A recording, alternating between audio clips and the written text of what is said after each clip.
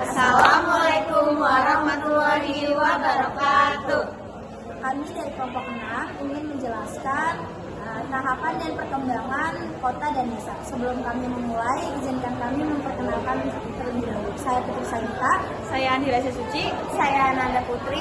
Saya David Anjar. Terima kasih. Di sini saya akan menjelaskan wisata Desa Panglipura, desa adat yang menjaga harmoni alam atau budaya. Desa Panglipura terletak di Kabupaten Banggili atau Bali. Desa ini dikenal sebagai salah satu desa adat yang paling rapi, bersih, dan terjaga. Keasliannya, banyak orang menyebut sebagai salah satu desa terindah di dunia.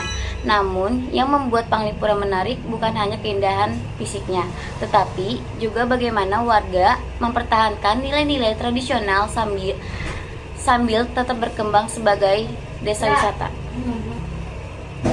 Nah, Panglipura termasuk dalam kategori desa swadaya, yaitu desa masyarakat untuk mampu mengatur kehidupan sosial dan ekonominya secara mandiri, namun masih mendapatkan dukung kecil dari pemerintah untuk fasilitas tertentu.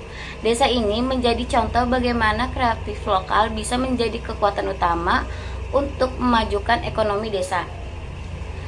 Salah satunya alasan kekuatan Panglipura itu kategori swadaya adalah karena peran aktif masyarakat dalam menjaga adat dan mengelola lingkungan. Desa ini ditata ruang masih mengikuti aturan adat, turun-menurun rumah-rumah dibuat seragam dengan arsitektur tradisional Bali, dan setiap keluarga punya bagian khususnya yang digunakan untuk kegiatan adat yang menarik. Seluruh warga sepakat untuk tidak menggunakan kendaraan bermotor. Di area utama desa, hasilnya suasana desa tetap tenang, alami, dan bebas polusi. Kesadaran tinggi masyarakat inilah membuat pengolahan lingkungan berjalan secara mandiri tanpa harus menggunakan aturan pemerintah. Selain menjaga adat, warga Panglipura juga aktif membanggakan usaha wisata berbasis keluarga. Banyak rumah penduduk yang dijadikan homestay, galeri kerajinan, hingga tanpa membuat kuliner tradisional mereka bekerja sama untuk mengolah. Tiket masuknya kebersihan desa serta informasi bagi wisata mendapatkan dari tiket homestay. Dan UMKM desa ini hanya menikmati pribadi tetapi juga dikelola secara bersama untuk kebutuhan desa, mulai dari ritual adat hingga pemeliharaan fasilitas umum. Inilah ciri desa swadaya, masyarakat mampu mengolah ekonomi dan memanfaatkan potensi lokal secara mandiri. Meskipun mandiri, desa ini tetap menerima dukungan fasilitas dari pemerintah daerah, terutama untuk infrastruktur seperti jalanan utama menuju desa, penjaringan listrik, serta promosi wisata. Bantuan ini bersifat perlengkapan, bukan bergantung penuh artinya.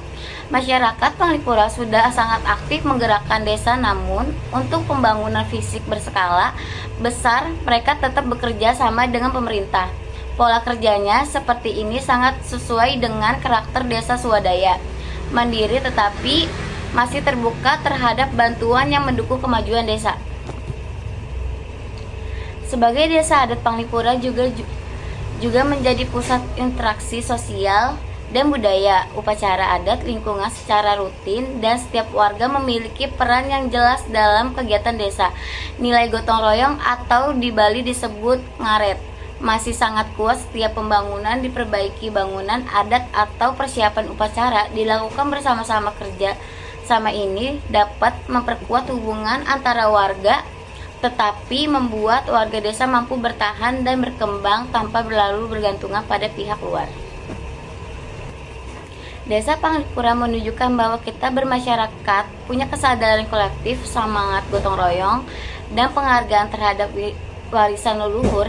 Desa bisa bertumbuh menjadi maju tanpa kehilangan jati diri. Inilah bukti bahwa desa swadaya tidak hanya tentang kemandirian ekonomi, tetapi mampu menjaga keharmonian antara manusia, budaya, dan alam. Terima kasih. Perkenalkan, nama saya Vela Ginanjar. Di sini saya akan menjelaskan tentang Desa Wisata Baduy. desa swadaya di Indonesia. Desa wisata Baduy terletak di Kabupaten Lebak, Banten. Desa ini dihuni oleh masyarakat adat Baduy yang dikenal dengan kehidupan sederhana, alam yang masih terjaga, serta tradisi yang tetap dipertahankan hingga sekarang. Dalam klarifikasi perkembangan desa, kawasan Baduy tetap dapat masuk dalam kategori desa swadaya, yaitu desa yang masyarakatnya sudah mampu memenuhi sebagian besar kebutuhan sendiri dan hidup mandiri tanpa banyak bergantung pada pihak luar. Alasan utama Baduy termasuk desa swadaya adalah karena kemandirian masyarakatnya sangat tinggi. Warga Baduy hidup dari hasil alam seperti pertanian, perkebunan, serta kerajinan tradisional. Mereka mengelola ladang dengan cara turun-temurun tanpa teknologi modern. Namun hasil cukup untuk memenuhi makanan sehari-hari. Selain itu, masyarakat Baduy juga membuat produk seperti anyaman bambu, tas koja, gelang, dan kain tenun yang dijual kepada wisatawan. Semua ini dikelola langsung oleh warga tanpa bantuan besar dari pemerintah, menunjukkan kemandirian ekonomi yang kuat. Selanjutnya, desa wisata Baduy berkembang karena kedatangan wisatawan yang ingin melihat budaya dan kehidupan adat mereka. Masyarakat Baduy menerima pengunjung dengan aturan tertentu agar tradisi tetap terjaga. Para tamu biasanya tinggal di rumah warga, membeli kerajinan lokal, dan ikut melihat aktivitas harian mereka. Kehadiran wisatawan membantu ekonomi desa, tetapi pengelolanya tetap dilakukan sendiri oleh warga Baduy luar. Sesuai aturan adat yang berlaku, ini menunjukkan bentuk swadaya sosial yang sangat kuat. Namun, meskipun mandiri, desa ini masih menerima bantuan dari pemerintah untuk urusan tertentu seperti menuju kawasan Baduy, pelayanan kesehatan dasar, dan pendidikan bagi anak-anak Baduy luar. Bantuan ini tidak mengganggu adat, tetapi membantu kelancaran kegiatan masyarakat. Pola ini sesuai ciri desa swadaya. Masyarakat sudah mampu berdiri sendiri, tetapi beberapa fasilitas umum tetap membutuhkan dukungan luar. Dengan masyarakat yang mandiri, ekonomi lokal yang berjalan dari pertanian dan wisata, tradisi yang kuat, serta gotong royong yang masih dipraktikkan setiap hari, desa wisata Baduy menjadi contoh nyata desa swadaya dan yang tetap mempertahankan identitas budaya sambil berkembang secara perlahan. Desa Baduy menunjukkan bagaimana sebuah desa bisa maju tanpa kehilangan jati dirinya. Sekian, terima kasih. Wassalamualaikum warahmatullahi wabarakatuh. Di sini aku mau ngejelasin perkembangan dari kota Eopolis. Kalau kalian perhatikan gambar di belakang ini, terlihat sebuah kawasan yang sedang mengalami perkembangan. Bangunannya mulai bertambah, aktivitas warganya semakin ramai, tetapi tata ruangnya belum sepenuhnya teratur. Inilah yang disebut sebagai kota Eopolis, yaitu tahap awal pembentukan sebuah kota sebelum mencapai tingkat perkembangan yang lebih maju. Pada tahap Eopolis, masyarakat sudah tidak lagi bergabung sepenuhnya pada sektor pertanian seperti di desa. Warga mulai menjalankan berbagai pekerjaan baru, misalnya berdagang, membuka warung, bekerja di jasa transportasi, dan mulai usaha rumahan. Selain itu, pasar menjadi pusat interaksi utama, tempat orang membeli kebutuhan pokok dan berdagang berbagai jenis barang. Permukiman di kota Eopolis terlihat padat, rumah-rumah berdiri berdekatan, sebagian besar sederhana, namun beberapa sudah menggunakan bahan bangunan yang lebih permanen. Jalan utama biasanya sudah diperkeras atau diaspal, sementara jalan kecil atau gangan masih berupa tanah atau paving. Seadanya, transportasi juga mulai beragam dengan hadirnya motor, ojek, dan kendaraan umum kecil. Fasilitas umum pun mulai berkembang. Sudah terdapat sekolah dasar dan menengah. Lainnya, layanan kesehatan seperti puskesmas, serta kantor pelayanan masyarakat. Meskipun begitu, kualitas fasilitas tersebut masih terbatas. Distribusi air bersih belum merata, dan pasokan listrik sesekali mengalami pemadaman. Dari sisi sosial dan budaya masyarakat, kota Eopolis berada pada transisi. Nilai-nilai tradisional seperti kebersamaan dan gotong royong masih kuat, tetapi mulai muncul kebiasaan-kebiasaan baru yang lebih modern. Kegiatan hiburan seperti pertunjukan seni lokal, bazar malam, atau acara komunitas sering menjadi pilihan rekreasi warga. Beberapa contoh kota yang berada pada fase Eopolis dapat ditemukan di berbagai daerah Indonesia seperti kota kecil di Jawa Tengah atau Jawa Barat yang mulai berkembang sebagai pusat perdagangan lokal. Beberapa wilayah di Nusa Tenggara yang sedang membangun infrastruktur dasar, namun belum sepadat kota besar. Daerah kabupaten di Kalimantan yang mulai muncul sebagai pusat ekonomi. Pusat ekonomi baru dengan pasar sebagai kegiatan utama masyarakat.